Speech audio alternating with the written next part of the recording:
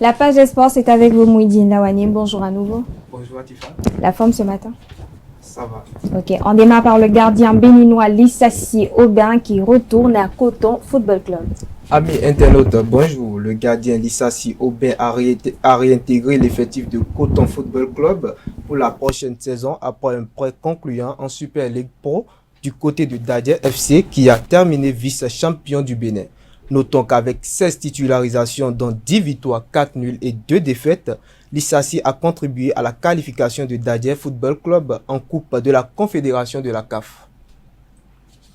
Le ministère des Sports organise un séminaire de renforcement des capacités des journalistes sportifs. Bien sûr, le ministère des Sports, à travers sa direction sportive et de la formation sportive, organise depuis le 17 jusqu'au 27 juillet 2024 à Porte-Novo et à Vrancou un séminaire de renforcement des capacités des journalistes sportifs.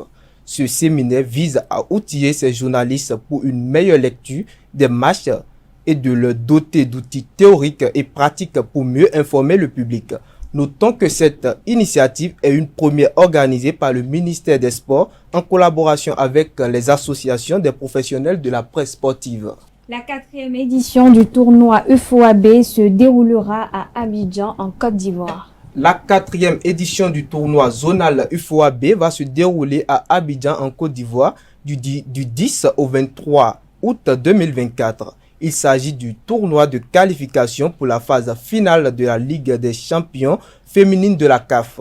En prélude de cette compétition, l'UFOAB a officialisé les noms des 7 pays membres de l'organisation qui vont y participer. Champion du Bénin au thème du championnat féminin de D1, saison 2023-2024, Aïnonvi FC féminin sera le représentant du Bénin à ce tournoi. Martine Ressanon s'envole pour le Maroc.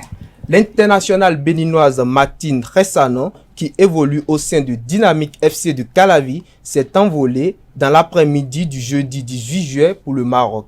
Selon les informations de Footeuse Plus, elle est en passe de rejoindre le club sportif Hilal Tamara en première division marocaine. Dans ce championnat, elle sera aux côtés de Yolande Niami qui évolue au club Raja Ain Harouda dans la même division. Et pour finir, l'international béninois Jordel Dossou rompt son contrat avec le FC Sochaux. Jordel Dossou et FC Sochaux ont convenu de mettre fin avec effet immédiat au contrat les liant jusqu'au 13 juin 2025. L'annonce a été rendue publique ce jeudi 18 juillet.